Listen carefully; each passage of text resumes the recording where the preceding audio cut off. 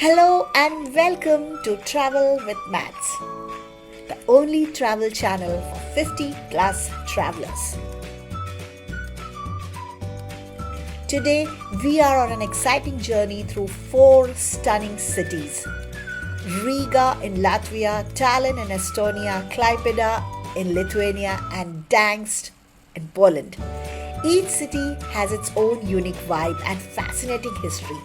Let's explore these hidden gems together. The three tiny cities of Lithuania, Latvia, and Estonia near the Baltic Sea could easily make it onto the list of the most underrated travel destinations in Europe. Popularly known as Baltic states, joined together couldn't even reach the size of Belarus or the population of Serbia for that matter. People often confuse their names, locations, capital cities, and the people outside of Europe rarely even know of their existence. So, what are we waiting for? Let's get on to know the cities better than what we knew earlier. Our first stop is Gdansk in Poland. Since Gdansk was a part of our cruise itinerary, it serves as a gateway to exploring Poland, and it's seamlessly blended with the other Baltic states. So, what is so special about Gdansk? And if you get a chance, why you should visit it? Gdansk is a city with over 1,000 years of history.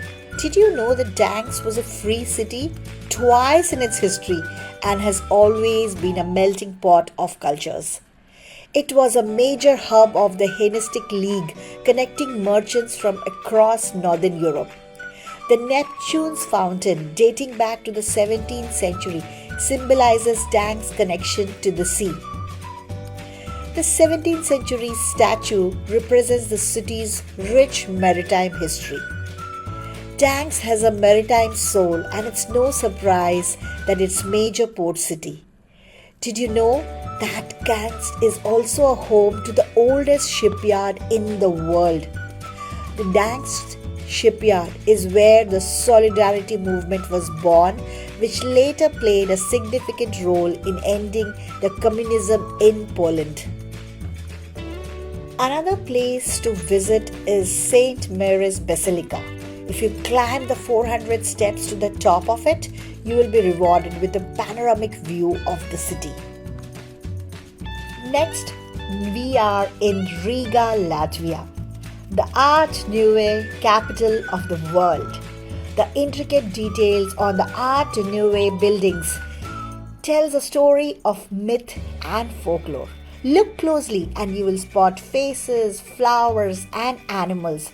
The old town is not only picturesque but also filled with lively cafes and street musicians. The Freedom Monument is one of the most outstanding historical, architectural, and artistical monuments in Latvia. It was erected using donations from the people as a symbol of Latvia's independence, which shows the respect and affection of the Latvian people have towards their fatherland and freedom. The idea to build this monument dedicated to Latvia's freedom was first announced in 1920, and the monument was finally dedicated to the nation in 1935.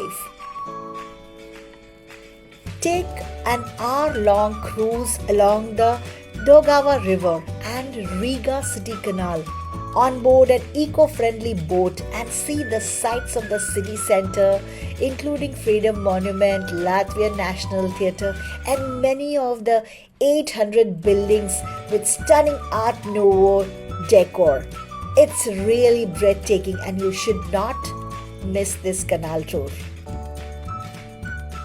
Another stunning Renaissance-style building is the House of the Blackheads, once home to guilds of unmarried merchants. It's not only a beautiful structure but holds some fascinating history. The building was bombed during World War II but was lovingly restored to its former glory. House of Blackheads is a venue for exhibitions, concerts, and other events, is a landmark of the Riga Old City and the Latvian capital's most magnificent edifice. Our next stop is Tallinn, Estonia, a city where every corner whispers tales of the past.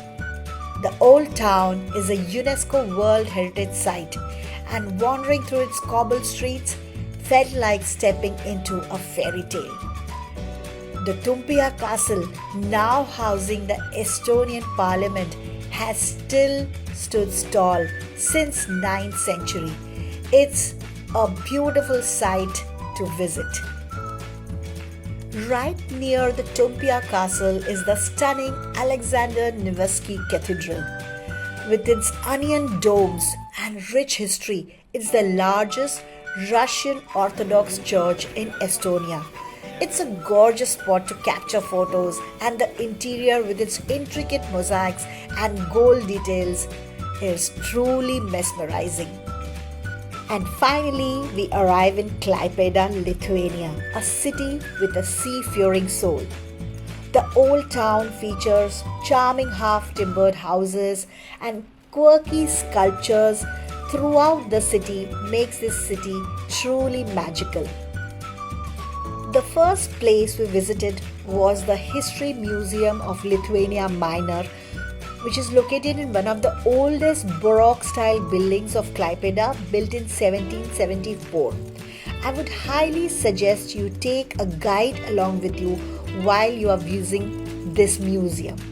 The museum displays a large variety of information and stories about the region's prehistoric history, life, and the burial practices of the Baltic tribes, as well as the origin of the printed books, periodicals in Lithuanian culture, the languages, how it came to Lithuania. The development during the first half of the 20th century was no less exciting. The traditional culture of Klaipeda region has been summarized beautifully in this museum, and it's worth a visit. Klaipeda, Lithuania's picturesque port city, is renowned for its fascinating outdoor sculptures, which you cannot miss, which is across the city everywhere on the cobblestone streets while you take a walk along it. It adds a touch of whimsical charm to the city. They are not just for decorative purpose, but a tale of the city, of its history, legend, and culture. If you are in the Baltic cities, you cannot miss buying Baltic gold. Amber, which is often referred to as Baltic gold, is one of the region's most treasured natural resources, with its history as captivating as the golden gem. Formed from fossilized tree resins over millions of years, Baltic amber is known for its exceptional quality and this occasional presence of these ancient inclusions like small tiny insects and plant material makes it like a time capsule of a prehistoric life. You can buy amber from any of the cities of the Baltic towns. I happen to buy it from Klaipeda. There are a lot of shops and museums which will guide you through this, and I suggest that you buy this amber from reputed shops rather than the street vendors. As a quintessential souvenir, amber jewelry or for decorative purpose not only captures the region's essence but also makes for timeless and meaningful gifts and keepsakes. So don't forget to buy authentic amber jewelry or pieces for decorations. You traveled with me today to 4 different cities, from the medieval streets of Tallinn to the windswept dunes of Klaipeda. These Baltic cities are full of surprises and stories. Which city did you get most intrigued? Drop your thought in the comment section, and if you enjoyed this tour, give it a thumbs up, share it, and hit the subscribe button for more adventures every fortnight. See you again next time right here on Travel with Mads. Keep exploring and be happy.